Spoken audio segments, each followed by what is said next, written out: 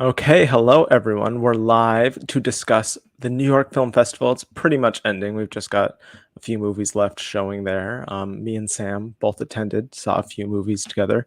I think you've seen more than me since you're a resident of the area, but I saw a solid 5 films there. We're going to be talking about all the movies we saw, our thoughts on them, their awards prospects. If you guys have any questions about them, you can throw them out there. Just in general, Sam, how has your New York Film Festival experience been so far this year? It's been amazing. I've been attending film festivals for 4 years now, and this has by far been the best year. I've met Yeah, so many amazing people. I've met so many celebrities, and I the know. crowds have been great. Everyone's super excited to be there. The movies have been great. Perhaps I've been selective, but I'm still really enjoyed most of the things I've seen. And yeah, it definitely seems like the festival season is finally back in action from a really intense standpoint. So this is awesome. I love the lines. I love interacting with film fans. And yeah, we still have a few more days. I'm sad it's coming to an end. But Yeah. Gone by way too fast. We have a few questions we can get into that were already submitted before we go movie by movie. So first off, Josephine asks, each year I like to do a video where I pair other movies. Oh, that's cool. I don't know if I can think off the top of my head potential pairings. Oh, well, there you go. There's some Frankenstein aspects to Poor Things for sure, I would say. mhm. Um, if Emma Stone loses Best Actress, I can still see World War. Uh, Maybe, yeah. I think if it wins, it has a similar route that Shape of Water could have. I think it's much weirder than that movie. I don't really think Poor Things can win Best Picture, I but don't it think does have so. Searchlight behind it. But it could win. I think it'll win a few techs in an acting category, maybe. But we'll get into that when we get into the movie. Um, between Jamie, neither of them Neither of neither of them. them really stand out. If there's a supporting performance that should be nominated, it should be Claire Foy, in my opinion. I think she's And the she's not standout getting it. no, I wish she would.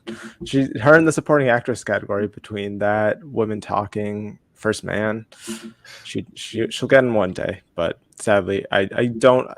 I think she'd be the most likely and most worthy, but I don't think any of them will get in. Of those two, I probably prefer Jamie Bell more. Paul Mescal doesn't get a ton to do, and Jamie Bell has some more emotionally resonant scenes, I think. I think if Um, one is likelier to get in, it's Paul, but I don't think either of them are yeah, getting nominated. no, no, I don't think so. And lastly, other than Glazer and Trier, maybe I if that Yeah, if it picks up some buzz, I don't think it will. if I that think we movie might. wins international feature, which it really could, I It don't could. think the Zone of Interest will. No, I So think the Taste of Things probably will. yeah, but if it's Perfect Days, then maybe. Maybe. I think we might just not have one this year, but we'll see. Uh, let's get into the movies now. The opening night film, all very exciting during some flash floods in New York City, but that didn't stop us from seeing May December, Todd Haynes' film starring Natalie Portman, Julianne Moore, Charles Melton. Natalie Portman, an actress studying Julianne Moore, bit of a cougar predator, went to jail for dating a 12-year-old who is now Charles Melton, still together. It's a little freaky. But what were your thoughts on this film, Sam? This was so good. This is such a fun movie. I love Yeah. the odd structure of it. I love the way certain scenes go on, certain scenes don't go on at all. It all feels campy, but also authentic. And the lines are very memorable. The score is so melodramatic and intense. Hmm. And yeah, it's definitely the most Natalie Portman has ever Natalie Portman. Yeah, she's so good in this. She's playing, we talked about this, like an actress who's like not like an incredible actress, I don't think. She's like a TV movie level actress, and you can just tell with the subtleties. She has a monologue at the end, that you can just tell that she's maybe not. It's Natalie Portman delivering a monologue not at a Natalie Portman level, but at like a TV movie actress level, but intentionally. She's incredible. She's really like the eyes throughout the whole film too. you are with her as you watch this messed up relationship and everything. But as Pranks and Cats points out, he's probably my favorite supporting performance. I think I was higher on him than you are. I think he was my favorite performance in the film in general. I think you liked Natalie Portman more, but he Yeah. was the huge standout for me. I found the most emotion within his performance, and I had the most I think resonance at the end of the movie, because I know some people complain that there's not like enough of an emotional finality to it. I think there is with his character at the end, less so with the other two. So that's, I think he really does stand out to me. But you like Portman more, right? Yeah, but he's so good. And hopefully he can get nominated. He probably won't, but I hope so. I'm manifesting it by keeping him in my 5. I don't think so. But I don't know. My favorite supporting performance is probably Ruffalo from He's close. Yeah. He's up there for me too. But yeah, that supporting actor 5 just seems so locked in at this point. It's kind of upsetting that I hope he sneaks in. He would be up there, I think, as a top contender to sneak into that 5. But I have doubts. But yeah, he does such a great job playing, like, he was emotionally stunted at pretty much age 12, and you can tell he's like pretty much there through his physicality and the way he talks. And like the one he talks to Natalie Portman about his like obsession with butterflies and stuff, you can still tell like he never completely matured. He's still he never got to explore he's and so like discover himself. out of it. Tries to smoke a blunt with his kid, has no clue what to do. Yeah, it's a very tragic and funny and just, I think, in general, resonant performance. So and Julianne Moore, not to leave her out of it, is also great. She has some moments that were very funny, especially crying. But she also has some dramatic moments. She has an interesting like lisp to the way she speaks that is fun. You can kind of when Natalie Portman like does the lisp, she like mirrors it towards the end. Yeah, it's very interesting. The scenes between her and Natalie Portman where they're kind of just like eyeing each other and sizing each other up, especially that mirror scene, which I'm sure you've all seen the image of, are really, really good highlights of the film. The whole like movie is just a bunch of acting scenes that are just incredible with a great melodramatic score. Yeah, and the writing is really good too. The mirror scene was almost like veering on homoerotic territory for a moment. Yeah, when she's really intense. Yeah, I wasn't sure what was going to happen. No, it's just them talking. The score, like, there's not a lot of like score throughout the movie, but when it pops, you like really notice it. I don't think we can get into like what we think it could be nominated for. I don't think the score is eligible because it's not. It's from so there's a movie from 1971 called The Go-Between. It's a historical drama. Margaret Leighton was nominated for Best Supporting Actress for it, and it got like a fuck ton of BAFTA nominations because it's a British period piece. And the score in the movie is literally the May December score is literally just the score in that movie. So you can listen to it now, which is great, but it's definitely not eligible. No. I think other than that, I think I'm higher on this film's awards chances than most. I think this is Netflix's number 2 in terms of what they're going to be pushing. And there's been multiple years where Netflix can get, especially in the year of 10, 2 movies in. I think it has a chance of getting 2 or 3 acting noms and then screenplay, and then How Far Away is picture. Is what I would say. But I think at the very least, I mean, what do you have? Do you have it getting nothing? Probably nothing unless it gets screenplay. Okay. I really don't see Julianne Moore getting it. I think even in that category, which seems not crowded, I don't see her getting it at all. Charles Melton has to go up against a lot of people who are in Best Picture nominees, and that doesn't help. And Natalie Portman, it's too competitive, and the performance she's giving isn't typical for what gets nominated. I think the monologue is a little showy towards the end, but other than that, I still don't see it. Showy. No. I'm holding on to it. I'm keeping it in picture because those last few spots are kind of up in the air, and I'm not quite sure what to put there. So I'm keeping it as my number 10 in picture. I do have Natalie as my number 5 in actress. I think there's kind of like that 5th open spot that depends on who you have there. And then like I said, I'm manifesting it. I don't know if it will actually happen. It probably won't, but I have Charles Melton in supporting actor, and then I think it'll get original screenplay. That category is pretty, because especially I don't think Barbie is going to end up there. I think Barbie is going to stay in adapted. I think like that's where I draw the line at screenplay. It makes the most sense there. Yeah, yeah, I think so. Any questions? The tone, I know lots of people said it was campy. Out of I No, don't think it's as campy it as has like campy it says. lines, but Moments. yeah, it's Oh, Sam disappeared. We'll have to see what happened there. But yeah, the movie is not campy. Um, but one second. There he is. What were you sorry. saying, Uh, Sam? Did you it do what? refreshed. Oh, okay. Yeah, it has campy lines of dialogue, but the movie overall is just kind of oddly structured and Yeah, it's not disregards the traditionally react structured. structure narrative, which is great. Yeah, for sure. Yes, Trevor is watching Movie of the Year Naiad right now. We'll have to see how that goes. We'll have to see. A movie that is better than Naiad that we can talk about now. Poor Things. This, I think, was probably the highlight movie and just general experience of the festival for me. You saw it twice, didn't you, during the festival? I have seen it twice. Two days in a row. Yes. So I imagine that you probably enjoyed it. I mean, I know you Oh, did. it's a blast. It's just a Yeah, delicious movie. it is. Everything about it, like not many movies can you say every category that it's eligible for, it should be nominated in. I think this every category it is eligible for, it should be nominated in. Like I probably would have it getting like 13 or 14 nominations Yeah, in it could total. definitely be in there with the double-digit nominations because I Yeah, really think Defoe gets it. I think that I think so. even though people don't think so, like look at what happened in 2021.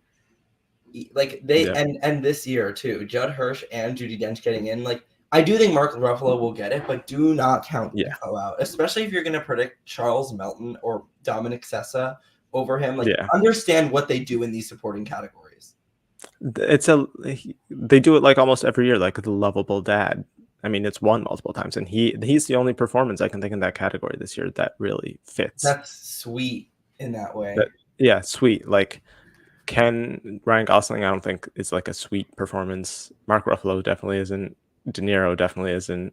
And Downey Who am I? is not. Downey's not. No, so he definitely fits that bill, for sure. And the actual movie itself, I mean, all the performances are great. This is Emma Stone's like acting showcase. She's incredible. I would have a hard time seeing any performance topping it this year, but there are some that potentially could, like Sandra Hüller. But yeah, she is just incredible, incredible. So good. And I love Yeah, the score. I love the cinematography. There's no shot in this movie that's just like a static like frame. Like every shot in this movie is either zooming in and out or twisting around or is in yeah, a fisheye lens. yeah, for sure. Yeah, and the I saw some people saying like they were having issues with like the way it like a man portraying a woman's journey. I don't think that's going to be an issue at all. I actually think Emma Stone, who's a producer on it, I think it's very safely and properly told from that perspective. Um, I think similarly, it's not like conventionally structured, but I love it for that, and it's just so creative and distinct and unique. I haven't seen anything And like the this ending is before. so fun. The ending is fun, and it's not like a super sad ending. It's very nice.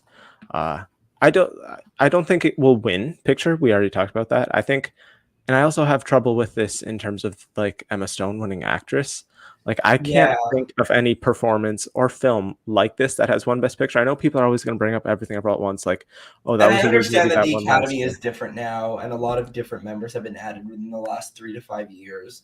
But at the same Yeah. time, Emma Stone winning an Oscar for this is different than Michelle Yeoh. Everything Everywhere Weird is a Oh, different totally. type of weird than Poor Things Weird. Everything Everywhere is like it's weird, but the core of the movie is still centered around family and it's still a very like wholesome, like relatable thing. This is not that at all. This is out there. It's weird. Like Everything Everywhere is out there and weird, but it still has like a very relatable, emotional, family, wholesome center. This has Mm. none of that really. Maybe a little bit with Willem Dafoe, but I don't really think nearly as much. Um, yeah, that's why I would currently have Carey Mulligan winning because I know you haven't seen Maestro, and we'll get into that I'm in a seeing second. But it on Saturday. okay, yeah, it's a very Beatty performance. Like, I think the win for Best Actress is between Mulligan and Gladstone. yeah, As I of would this point in time, I think one of them will win. I still think Stone could win if she like ends up sweeping. I still think that's possible. Yeah. I think it's down to those three, though. I don't think anyone else would end up winning between those three. But yeah, Mulligan is a kind of performance that you've seen won in Best Actress many times before. And she is like the heart and center of the movie. She will make you cry in the end of the movie. So yeah, I would have her winning right now. I could still easily see Stone or Gladstone. I just worry about I mean, we'll be seeing it in like a week. Gladstone's, I still think it's from everything I've heard, a supporting performance that's gone lead. I still do think it's very much Leo and De Niro's movie before it is hers. Um, I think if she ends up giving a speech and winning and stuff, she can build up the traction to win. I just do worry it's subtle and it's like borderline supporting lead. So I think that definitely hurts her. And I think Mulligan has the least working against her because I can't think of a negative, because she is definitely a lead. She's a co-lead of that movie, for sure. Let's see. For acting, yeah, actress is hard to predict at this point. Murphy, Downey, probably Brooks. Yeah, those that is what I have. I have Murphy, Downey, Brooks, I and feel like Mulligan right now. Right now, I feel like it's either Gladstone and Cooper or Murphy and Mulligan. I feel like they wouldn't give it to both in Maestro, but depending on which one wins, it would kind of. I think of the way acting quartets and like the duo of lead winners winning as kind of group. Like this year, it was either Yo and Fraser or Butler and Blanchett. Like if it was a combination of that, it wouldn't have made sense. Yeah, that's true. Like And I think you just have to think about BAFTA versus SAG and like the different kinds of like voting bodies, and you just don't know when the narratives come into play or when like the European snobby people come to play. Like, you don't really. It's very hard to know when the narratives are working and which narratives are working. Yeah, because like last year, SAG was much more accurate, but there are years before where BAFTA is much more accurate. It really just does depend on the given year. I think it also helps that SAG was after BAFTA last year, right? Yeah. I think BAFTA will be after SAG this year, so we'll have to see how that plays out. No, I think SAG is last again. Oh, it's the last again? Okay, so that's interesting. I think Murphy could easily sweep all. I think he could still win SAG, even though I think that's probably the one that's the hardest for him to win. I think he's easily going to win BAFTA. Downey could also easily sweep. I don't know if he would win BAFTA. I think Downey sweeps. Yeah, I mean, like I think I said in that tweet you're talking about, Black Toad. Downey, I think, is going to be helped by Ruffalo and Gosling, who I think are the 2 and 3 in that category, having very similar performances in terms of that. And I think people who are more inclined to vote for a comedic performance, they're going to be stuck and split between those two. And I think that then helps Downey even more push up to number 1, especially if he's able. Well, I mean, SAG strike pending, hopefully ending soon, not looking very promising right now. But if he's able to campaign too and give speeches, I mean, it's locked up. And the supporting actress is just impossible to predict a winner right now. I think we need to wait for The Color Purple to come out to truly have a handle on that category. Based on the new trailer, I'm a little concerned that there won't be a clear standout between Henson and Brooks, because that trailer was very Henson focused. Maybe that's just because she's a bigger star. But based on like the actual roles themselves, I think Danielle Brooks will be the bigger standout. But we shall have to see. Yeah, Stone could be, it's tricky. Stone could be an easy critic winner. I think Huller wins critics trifecta. I don't know if she'll win all 3, but I think she could win at least one of them. I do worry about her. Same. I have Anatomy of Fall in less categories than I think most people. I have her barely getting an actress, but I think that's a competitive category. And if the movie itself, I mean, what do you have the movie getting? Like, is it really just picture, actress, screenplay? That's enough for this kind of movie. It is. I just worry that it has like a worst person in the world trajectory where people want it in actress. I think this is bigger though, because this won the Palm. It is. This is being I mean, Neon is pushing this harder than they pushed that initially. It is. Yeah. True. Cooper could easily win too. I don't think both of them will win. No, I don't think Cooper's very. I think one of them wins. There's no way that the first movie to win both Best Actor and Best Actress since A long 1997 is a time. movie that Yeah. is from Netflix. I mean, Netflix has never won a leading acting award, No, no. and I think they'll get one this year. they've been But close, but they've never won a leading acting award. And I obviously know that that's not what they're thinking, but no, I yeah. wonder if Best Actor, Brendan Fraser, Will Smith, if you think about like those winners, they very much connected with a broad audience in the public. Sure, Austin Butler, like Elvis, made a lot of money, and a lot of people found him attractive and saw him as this up and coming. But Yeah. Brendan Fraser, like, very much connected more with the public eye, and I feel like Cillian Murphy is very much that person this year over Bradley Cooper, at least because of the way Oppenheimer succeeded and the way the entire movie is a close up of his face. So he's in like every frame, and it's the highest grossing biopic ever. It's not like it's like some niche art movie that like only a few people have seen. It's nearly $1 billion. You don't have to worry about SAG people having seen it or not. Everyone's seen it. Everyone will have seen that more than seen Maestro. Even Maestro's more baity. So yeah, I'm pretty confident in Murphy right now, but I think Cooper is his biggest competition. I can't really see anyone else in that category winning. Unless Leo like shocks and does give a career best performance, supposedly, but I think it's still too competitive to give him a second over either of them a first. So yeah. Any final thoughts on Poor Things? What categories do you think it could win? I think it could win actress, costumes, production design, actress, screenplay, and I guess picture, but I don't really see it winning picture. Yeah, I would agree. Actress, I think it'll definitely win production design. I think Barbie probably still gets costume design. And then it could maybe win adapted screenplay. It's in the top 3 there, but we shall see. We shall see. Next up, All of Us Strangers. This was a very emotional watch for me. This was a very emotional movie. I know I've been seeing some London Film Festival reactions, and it's not resonating with everyone. For me personally, it really resonated. It was very emotional. I wasn't just like slightly like one tear. I was like kind of like screaming, crying, because there's a lot of like the scenes with him and his parents are like very emotional, and they could have been melodramatic, but I don't think that they were. I think Kay like handles that whole situation very well. It's just a great like meditation on like isolation, loneliness, queer isolation and loneliness in the modern times, grief and like repressed grief and trauma and like things that you wish you could have had or said. It's beautiful.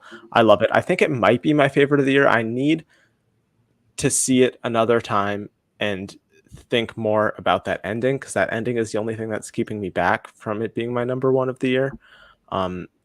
Yeah. What do you think of All of Us Strangers? I really like it. I don't quite love the movie. I definitely need to watch it again. I was very tired when I saw it, and I don't know. I think it has amazing performances and a beautiful concept, and I love like the scene when they go to the bar and it gets kind of trippy and out there. The framing is good, but some of it feels kind of tame, and I feel like its exploration of loneliness is almost clunky. Like, there are some scenes when it's very much trying to be super subtle and hidden with a theme or a metaphor, and then other ones where it's kind of blunt.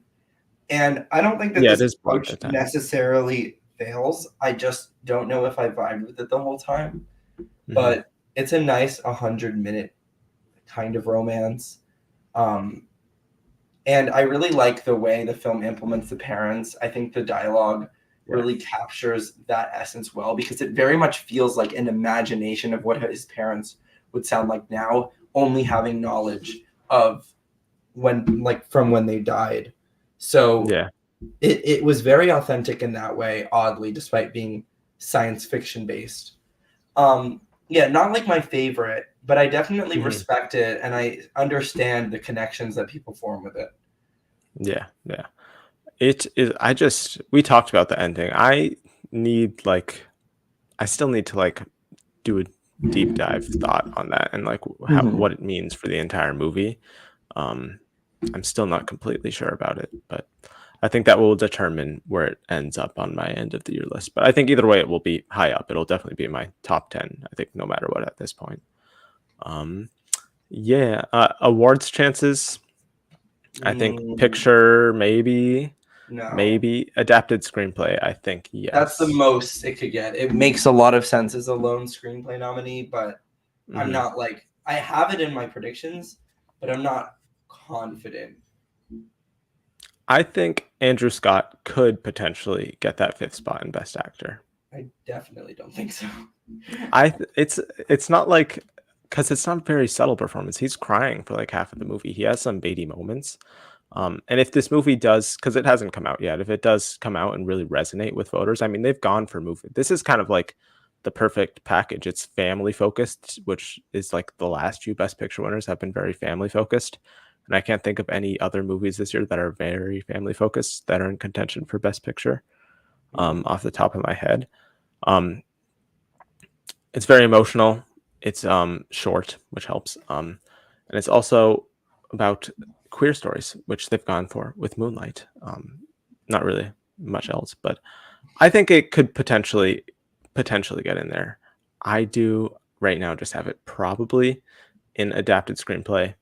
And if Andrew Scott or I don't think Claire Foy will end up getting in. She's great in the movie, but um, that could, I since that category is so up in the air and open with in terms of the last few ones, if she like ends up getting BAFTA and a few other things, she could potentially get in there. I wouldn't completely write her off. She'd be in my 10.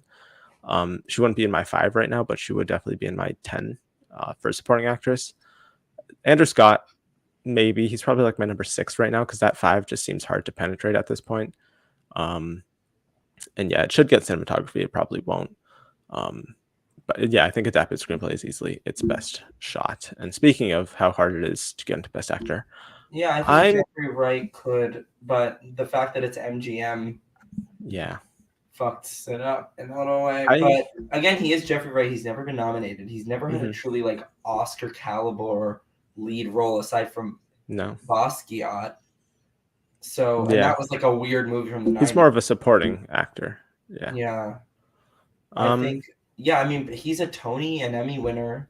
He's yeah, very yeah, respected. And if the movie hits, like maybe, but at the same time, MGM just makes me go, not gonna happen. yeah, yeah. I don't have as much faith in this as other people do in terms of awards. I really, if it gets into picture, I mean, If it I gets don't into think picture, Jeffrey then Wright. he will get it. Yeah, But I just right now don't think he's going to be able to get in there based on what I've heard about his performance in the film. It doesn't seem nearly as baity as the rest of the contenders in that category. The reception, I've seen some mixed reviews about it. It doesn't seem quite like a best picture kind of movie either to me. So right now I don't have it getting anything. I think it might just kind of fall off. But it was a TIFF number 1 winner. But I mean, I don't think that means as much as it used to. Fableman's last year was supposed to win something, but didn't end up winning anything. So mm, we'll have to see how that goes forward. Andrew Scott, yeah, yeah. I think if All of Us Strangers blows up when it comes out in September, I mean, when you look at all the films hitting these festival circuits, there are very few movies getting as emotional of a reaction from audiences as this movie. I honestly think this is probably the movie getting the most emotional reactions out of people. And I think that means a lot. I think, as we've seen with past winners and nominees in Best Picture, emotional resonance is very important to the Academy. mm. So I think it's being underestimated right now. I'd have to wait until it comes out to like fully commit to it. But I don't know. I Because could see this it isn't getting going to like make money. picture. I don't think it needs to make money though. It doesn't need to make money, but it would certainly help it. And I think that I don't know. I feel like its nomination ceiling is so limited.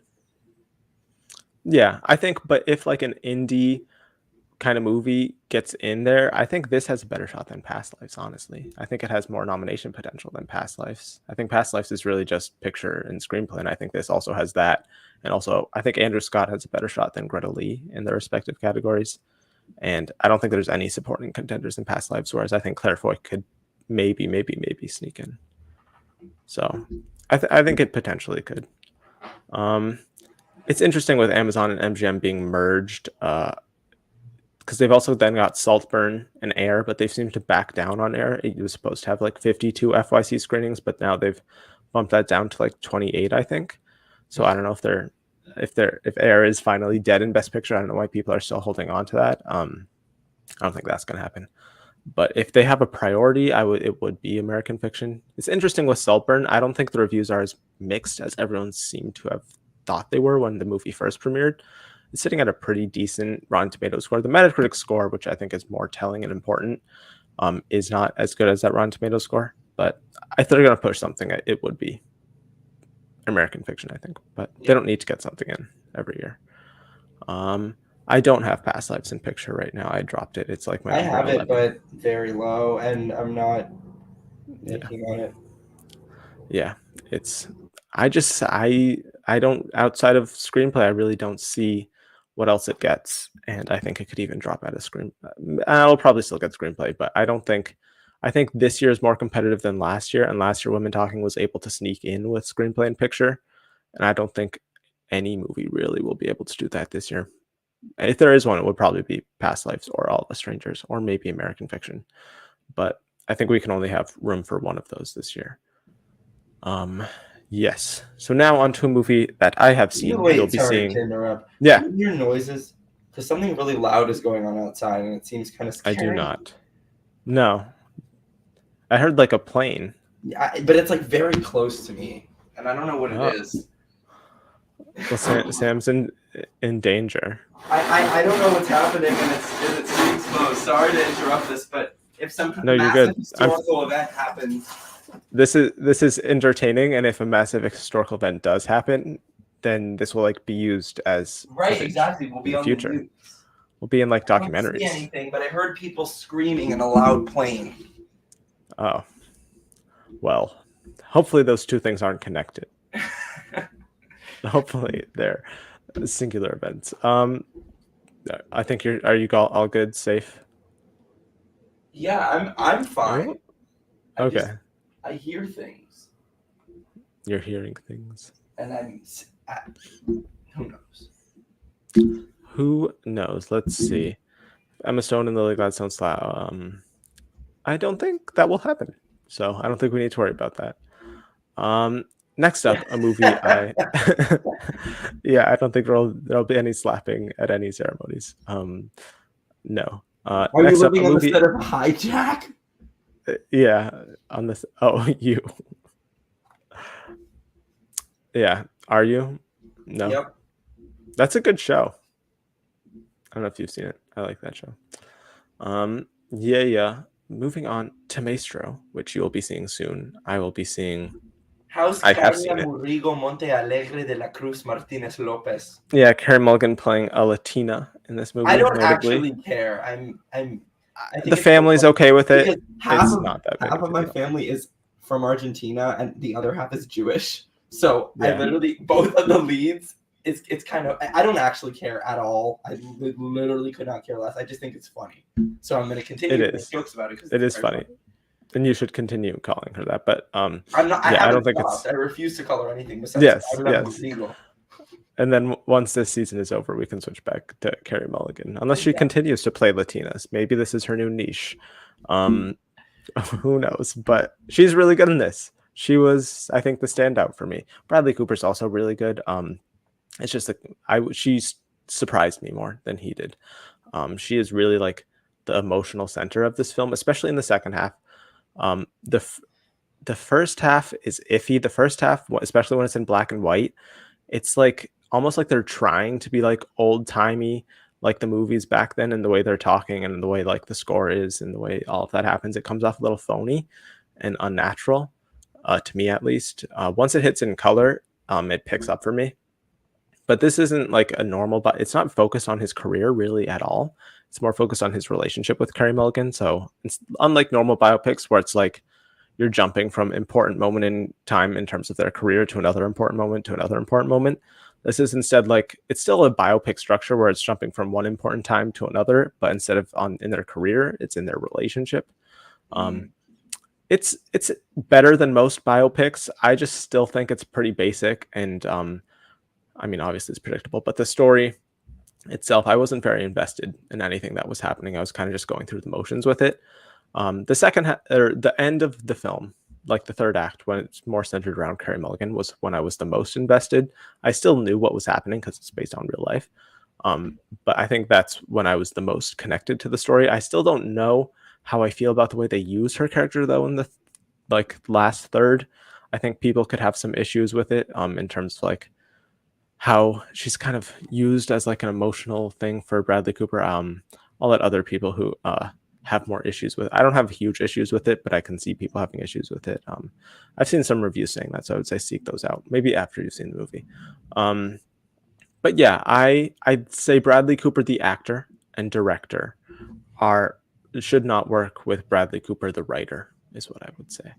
Bradley Cooper, the writer, is not nearly as good as the other two because the direction's really good. I think that may hurt him because lots of people were talking more about the direction than his acting leaving. When they're talking about the acting, they're more focused on Carey Mulligan and her performance. So I think he could. I don't think he'll get into director, obviously, but I think lots of people, in terms of direction, this is a step up from A Star Is Born. This is actually similarly structured to A Star Is Born. It's like the first half of a relationship that's happy and all of that, and then the second half it kind of goes downhill, especially with one of the partners. That's all I'll say because it's based on real life, but I guess I shouldn't spoil it. But yeah, it's okay, it's fine. The performances, there are great individual parts of the film.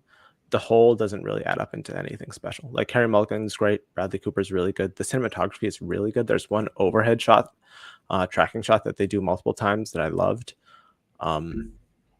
That's really it. The rest of it's just like serviceable. In terms of the performances, Carey Mulligan, incredible. Bradley Cooper, the makeup's not, weirdly enough, it's worse looking in black and white than it is in color for some reason. It stands out more in black and white, which you think you'd be able to hide it more that way. It also stands out more when he's younger and there's like, it's just more subtle. Than the old makeup is fine. It looks pretty flawless. But yeah. How anticipated are you to see Carrie? I don't completely know how you say her name, but Carla Morrigo. Carla Moringo. Nope. It was a good attempt. Yeah, it was. But are you looking forward to this film? To a little bit, maybe. To a T. I think it'll look little nice, and it definitely does has look a lot nice. of awards hype. So in that sense, yeah. But yeah, it's not I one think of my most anticipated. No, it was not mine either. It would rank. I don't know where it would rank among the 5 I've seen. Either probably 5th, honestly. No offense, Maestro. Still good. All the movies I saw were still like, this is like good, like teetering towards good, where all the other ones are like definitively good to amazing, spectacular stuff. But yeah, Cooper is kind of giving Al Pacino at moments in his performance here. He is surprisingly funny. He has a few dramatic moments, but a lot of his best moments are like comedic moments as Leonard Bernstein. Yeah, so that's really all of my thoughts on Maestro. Let's see. In terms of award potential, I mean, this is Netflix's horse this year. They're going to be pushing for it. Picture, actor, actress, probably original screenplay, even though that's the weakest aspect of it. I could see it missing there, kind of like Mank did. But I'd probably have it in, I guess. And then a few texts like cinematography, costume design. The costume design is pretty good in this, so I would probably have it getting in there. I think it's Mark Bridges who did the costumes in this. That's probably it. I know people have been saying sound design. There's like one music focused scene in the film, and like it's one super long tracking shot that I know people have said like people applauded about, but I really didn't understand the purpose of it. It's kind of boring. It's like 5 minutes and it's just like moving through the chorus as like Bradley Cooper's going off conducting, and it's like I don't see the purpose of it besides being like a directing show off. Other than that, I was kind of like on it. I'll have a review. I recorded it a long time ago and I haven't been able to edit it, but I'll have that coming out soon. Let's see if we have any other questions. I don't think that is true. I don't believe so. I think that's probably their number 4 at this point. Nah, you guys don't even you never saw it, but lost in time. Oh yeah, neither of us have seen it. No, I don't know. I'll probably wait until it comes out on Netflix. I've heard some hilarious stuff about it. Oh yeah, I've heard there's some crazy things that happen, so I'm avoiding spoilers because I genuinely want to watch it. Yeah, it seems like there is some like unintentionally hilarious stuff going on in this film, which I am excited to see. But I think that movie's only chance is what, Jodie Foster, probably, maybe. For some, they moved her up to top billing instead of Annette Bening at this point, which That's is really kind of funny. hilarious. It's very funny how she's top billing, but she's going in supporting. I think they realized that was their best shot. But yeah, I don't think that's going to be anything.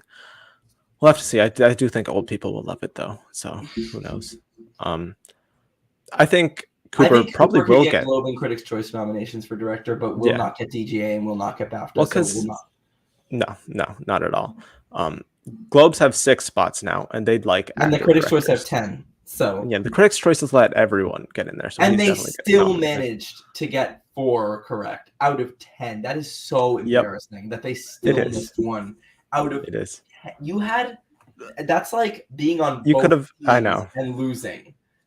and it's It's just Critics' Choice are like a little bit of a joke. No offense.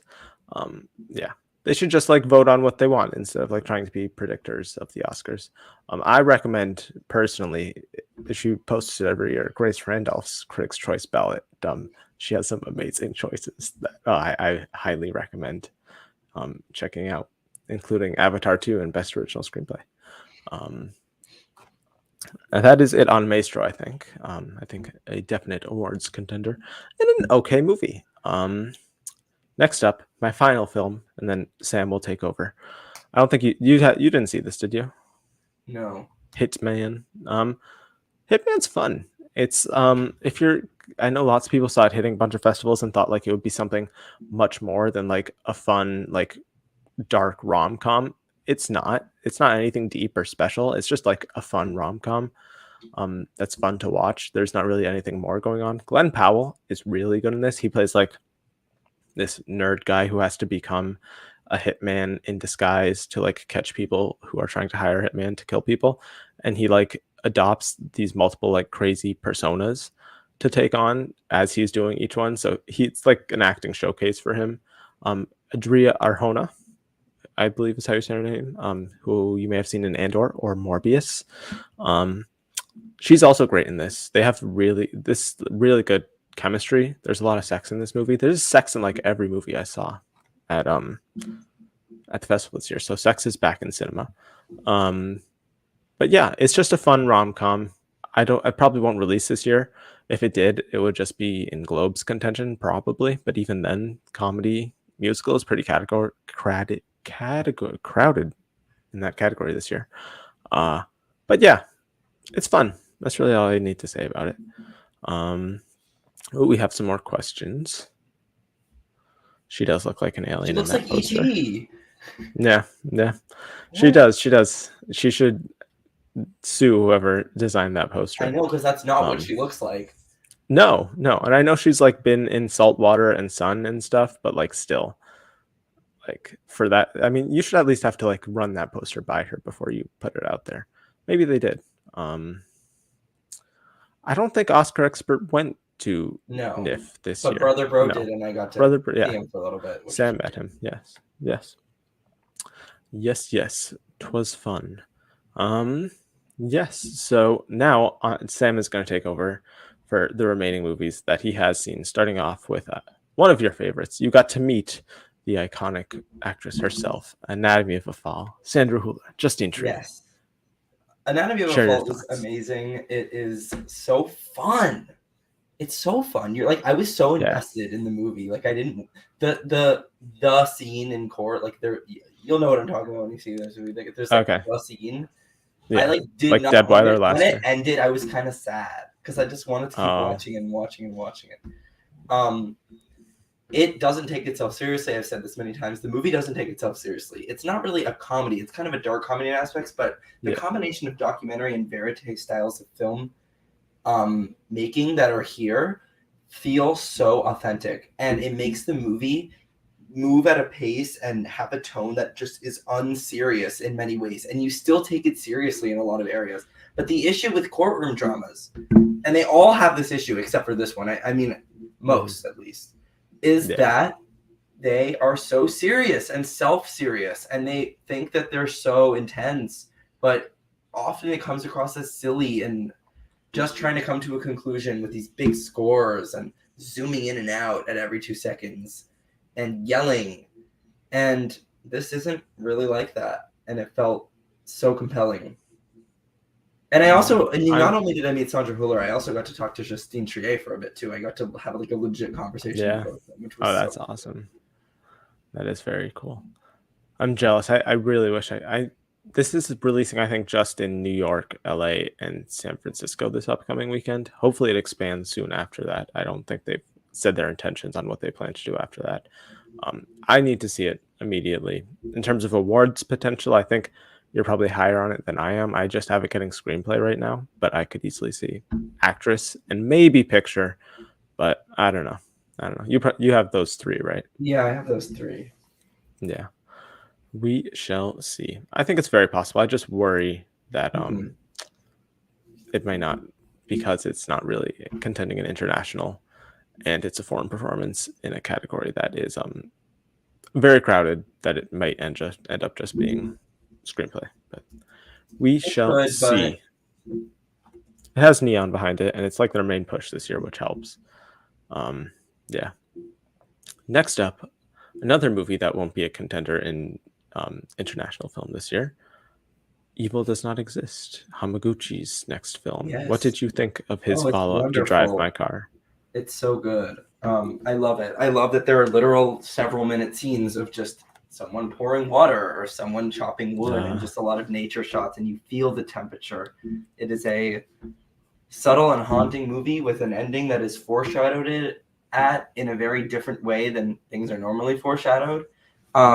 Yeah, I can definitely sense the Hamaguchi sensibilities all throughout.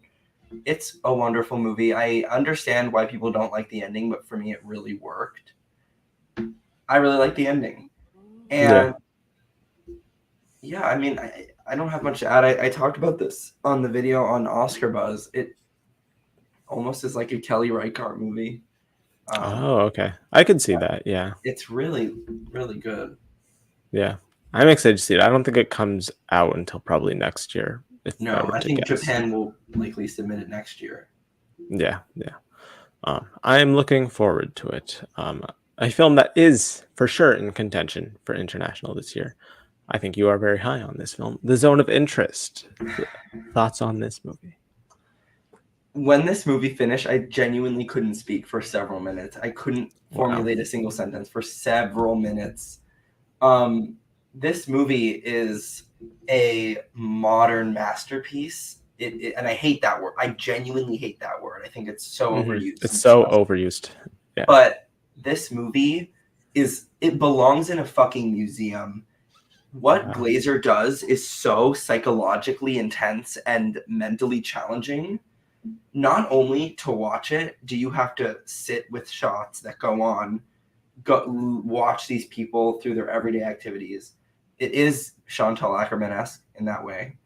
And it just makes you question a lot, because in many ways, in every way, these are the most vile, disgusting, horrible psychopaths in the world. But at the same time, you see them do very regular everyday activities in a regular everyday activity type of way. So it really fucks with you. Yeah. And it doesn't answer any of the questions that it asks. It has moments of experimental filmmaking. I feel like everyone on Twitter who called this, oh my God, this is so experimental and weird and crazy. This is a community that thinks that everything everywhere all at once is experimental. So take that. Not as experimental as advertised, maybe. Not as experimental as some of these people are saying. Incredible movie. It fucks with you. It has such interesting cinematography. Like, sure, like some of the shots look beautiful, but when the camera moves in place, it's very deliberate, and often most of the shots feel just like you're a fly on the wall. It is not trying to do insane things with its framing or movement. It is just trying to be stoic and frozen. And it was observatory. It was intense. And there are some images in here that burn in your mind. And Mika Levy's score is one of the most interesting and scary and unforgettable uses of music I have ever seen, there might be less than 10 minutes of score in the entire Oh film, wow. but the way, like, I don't know, it burns in your head, and Yeah. it just establishes such a distinct feeling, and it is so brilliant and thought-provoking and just so different from, Yeah.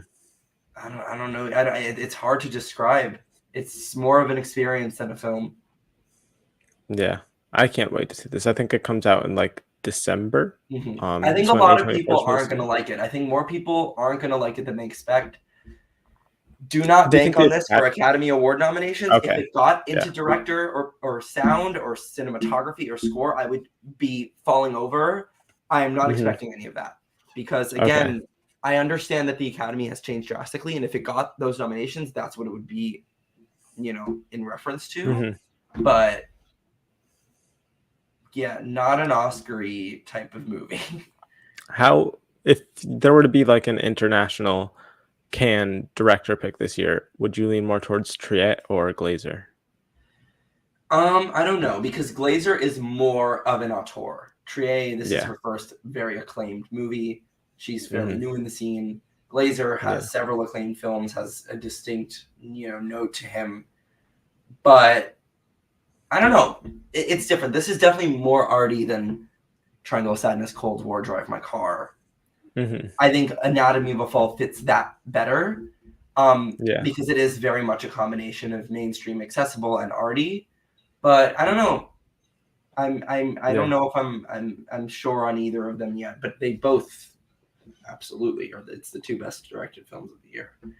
Oh yeah. So I probably wouldn't have either of them getting nominated. I would probably just have Nolan, Scorsese, Lanthimos, Payne, and the fifth spot's up in the air. I'd probably right now, I think it's being underestimated, have Blitz Bazul for The Color Purple. I think that's going to be a bunch of tech categories, and I think he could get in there. But it also, who knows, if May December blows up, Todd Haynes no, could I be don't the see it. can pick.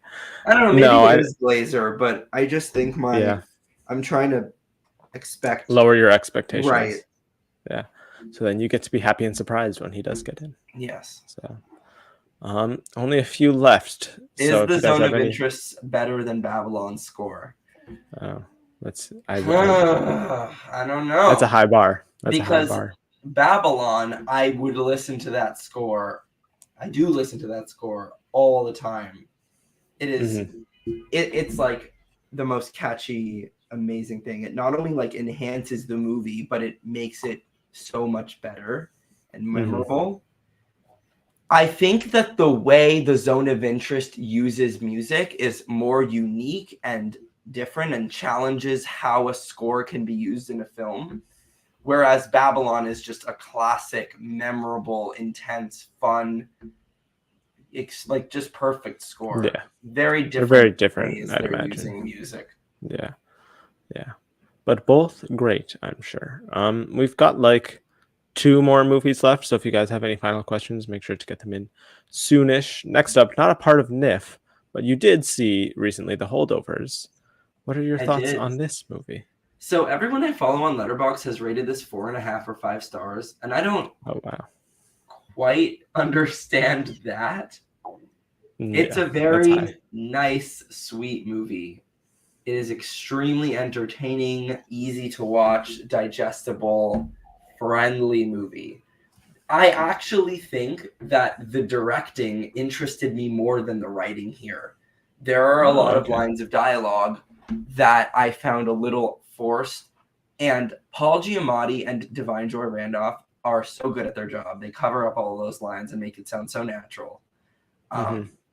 But I did notice that some of the dialogue was a little corny and on the nose and just didn't sound like how someone would talk. But I actually think that what Payne captures aesthetically is extremely distinct and warm and memorable. And I was surprised by the like what he added to this. He kind of has a deft touch with it. Um, Hmm. but yeah, it is the actors who carry it. and it is 2 hours and 15 minutes. Oh, that's long. Wow. Which kind of is long for that kind of movie. Yeah. Yeah. But I was fine with it, and it never like dragged. I just don't understand how the high praise. That's good. Yeah. I'll have to. It comes out, I think, soon, like a few weeks in early November, I think. So, I am interested to see where I fall on that. I'm excited. Divine Joy Randolph just steals everything I've seen her in so far, so I'm very excited to see her performance in particular. Does it seem like a potential winning performance? I think she would win if the movie won something else. It would be weird as a lone winner. Okay, because then if she wins, yeah, I would still have probably Brooks winning. But if like I could see Holdovers being a sneaky Best Picture crowd pleasing, like with the supporting screenplay picture. Yeah, that's the package that's won in the last few years. So it's got potential there, I think.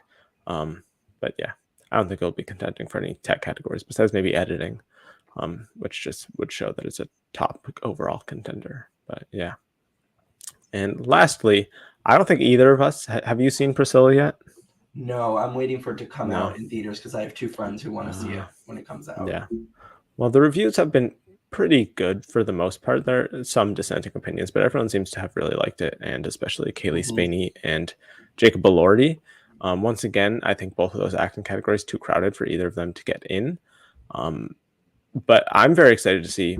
I think I would much prefer this portrayal of Elvis and their whole lifestyle over. Yeah, it appeals to me a lot more. Yeah, it looks like much more my kind of thing. Yeah, so I'm looking forward to it. Oscars stuff, maybe costume design. Maybe Kaylee Spaney could I don't think so, but she did win the Volpe Cup, sneak into actress. But right now, I don't think it's going to be a huge contender because A24 also has their hands. They need to pick between Zone of Interest and Past Lives, I think, in terms of their number one contender. I'm not sure where they're going to end up, but I don't think either way this will end up being their number one contender. I don't think. But yeah. Yeah, so I think that is it. Any final thoughts on everything you saw at NYFF, the festival overall? Yeah, it's great. I'm along with Maestro. I'm also seeing Ferrari tomorrow, and then The Boy and the Heron before Maestro on Saturday. So I have a few left. Oh, cool. Nice. Yeah, I didn't get to The Killer, which is on Sunday. Yeah, that was a spotlight, right? Yeah, and I didn't get to Priscilla, but I saw most of the big ones. Yeah, for sure. Yeah, I thought it was very fun. I wish I could have stayed the whole time, but hotels in New York City can be expensive. So I was very grateful for the 5-day weekend I had there. It was very fun. I liked all the movies I saw. A lot more than others. But yeah, overall, very fun experience. Definitely recommend. I will probably be coming back next year. But yeah, that's really it. No more questions for everything in terms of the New York Film Festival. Thank you all for watching. Sam, where can they find you on the internet? Mostly on Twitter at Sam the Parasite, and then on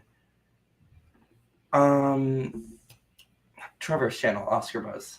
Oscar Buzz, yes. That is what it's called. Yeah, so thank you all for watching. Like the video, subscribe, comment your thoughts and everything we talked about here down below. Expect a Maestro review, a Hitman review within the next few days. And then I'm going to try and put together some October Oscar predictions at some point, see where I stand on everything before a lot of movies come out in November. And that's really it for right now. So thank you all for watching, and we'll see you in the next video. Naiad.